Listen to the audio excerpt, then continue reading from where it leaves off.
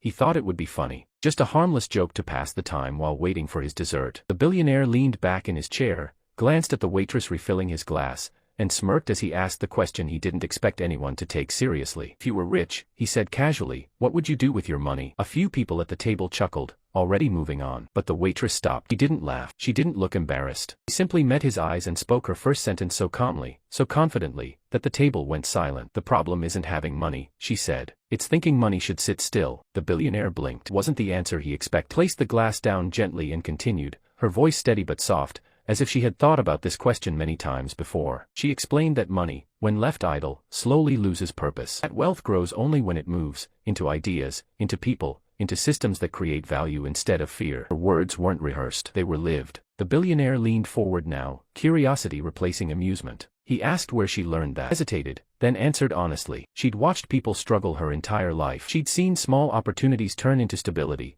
and big chances disappear because of pride or impatience. She didn't have money, but she understood it. The table was completely quiet. She spoke about discipline, not luxury. About long-term thinking instead of fast wins. About protecting people before profits, because trust outlasts trends. With every sentence, the billionaire felt something shift. This wasn't luck. This wasn't guessing. This was clarity. For the first time in years, someone wasn't trying to impress him. They were teaching him. He sat back slowly, stunned, realizing the joke he'd made had just turned into the most honest financial conversation he'd had in decades. And he hadn't even heard the most surprising part yet. The billionaire cleared his throat, suddenly aware that everyone at the table was watching him now. He asked her to sit for a moment, expecting hesitation, but she calmly took a seat at the edge, keeping her posture professional. He asked about risk, about markets, about why so many smart people still fail with money. She answered without jargon, explaining that fear makes people chase safety instead of strategy, and ego makes them ignore timing. She spoke about patience like it was a skill anyone could train, not a privilege reserved for the wealthy. He found himself nodding, not because he agreed with everything, but because her logic was clean. She wasn't selling dreams. She was describing system. When he challenged her, she welcomed it, adjusting her thoughts, not defending them. That flexibility impressed him more than confidence ever could. He realized she wasn't trying to be right, she was trying to be useful. When she stood to return to work, he thanked her, expecting the conversation to end there. She walked away. He caught himself replaying her words. Money shouldn't sit still. Trust outlasts trends. Discipline beats luck. Ideas he'd heard before, but never this plainly, never without an agenda. For the first time that evening, the billionaire skipped dessert. Over the next few days, he couldn't shake the conversation. In meetings, he noticed how often people spoke to impress instead of explain. He found himself asking simpler questions, listening longer. Eventually, he returned to the restaurant, not for the food, but for clarity. When he asked to speak with the waitress again, she looked surprised, then cautious. He told her he wanted to test her thinking, not with hypotheticals, but with real problems. She agreed, on one condition: she wouldn't quit her job,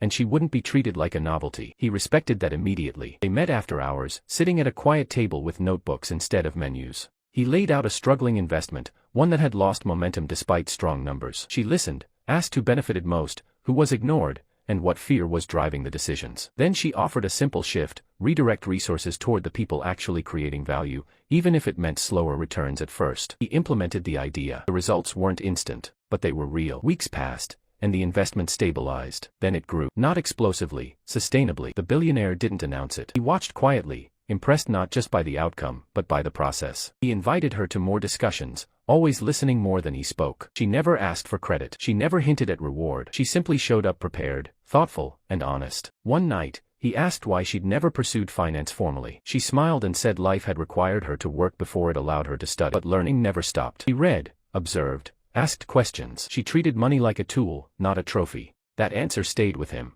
He offered her a position, modest at first, fair, and flexible. She accepted, not because of the title, but because the work mattered. The restaurant lost a waitress. Firm gained a thinker. People noticed. Months later, during a board meeting, the billionaire credited a new strategy that had quietly transformed several portfolios. He didn't name her at first. He spoke about humility, about listening to insight wherever it appears. Then he invited her in. The room fell silent as she took a seat at the table, calm and prepared. He spoke briefly, clearly, and with purpose. No flash, no ego, just value. After the meeting, the billionaire thanked her, genuinely. He admitted the joke had revealed his own blind spot. Replied kindly, saying curiosity is only useful when it leads to respect. As she left, he realized something that stayed with him long after. The smartest advice doesn't always come from the loudest voices, sometimes it comes from the ones we almost ignore. And that realization changed not just his business, but the way he saw people forever.